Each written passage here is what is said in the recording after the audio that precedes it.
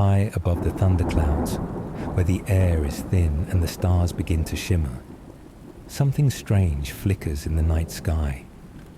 For centuries, sailors and pilots whispered of crimson flashes, ghostly tendrils dancing above storms. They called them omens, illusions, even signs from the gods. But today, we know them by another name: red sprites. What are red sprites? Red sprites are massive, fleeting electrical discharges that occur high above thunderstorms, up to 90 kilometers above Earth's surface. Unlike the lightning we see below, sprites are cold plasma events. They don't burn with heat, but instead glow with a reddish hue, often shaped like jellyfish, carrots, or columns of light. They belong to a family of phenomena known as transient luminous events, or TLEs, which also includes blue jets, elves, and halos. But among them, sprites are the most iconic. Sprites are triggered by powerful positive lightning strikes, those rare bolts that shoot from the tops of thunderclouds to the ground. When this happens, it creates a sudden imbalance in the Earth's upper atmosphere. The result? A burst of electrical discharge that lights up the mesosphere in a flash, lasting less than 1/10 of a second.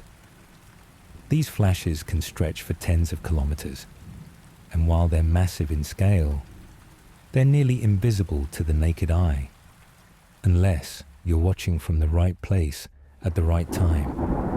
Long before science caught up, red sprites were the stuff of legend. In 1886, a report in the journal Nature described strange lights above a thunderstorm in Italy. But for decades, such sightings were dismissed as hallucinations or folklore. Pilots in World War II reported seeing upside-down lightning during night flights. Sailors spoke of red flashes above the clouds. But without photographic evidence, these tales remained in the realm of myth. That changed in 1989, when scientists at the University of Minnesota accidentally captured the first image of a sprite on video.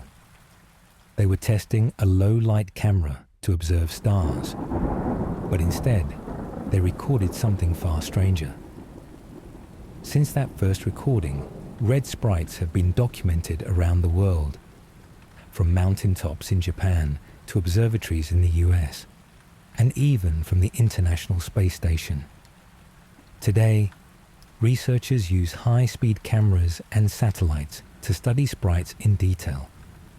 We've learned that they often occur in clusters, and that their shapes can reveal information about the electrical environment of the upper atmosphere. Some even believe sprites could affect radio communications and atmospheric chemistry, though much remains unknown. Sprites may be a scientific phenomenon, but their name is steeped in folklore. In European mythology, sprites were mischievous spirits of air and light, fitting for a phenomenon that dances silently above storms. In some cultures, red sprites are seen as sky spirits or omens.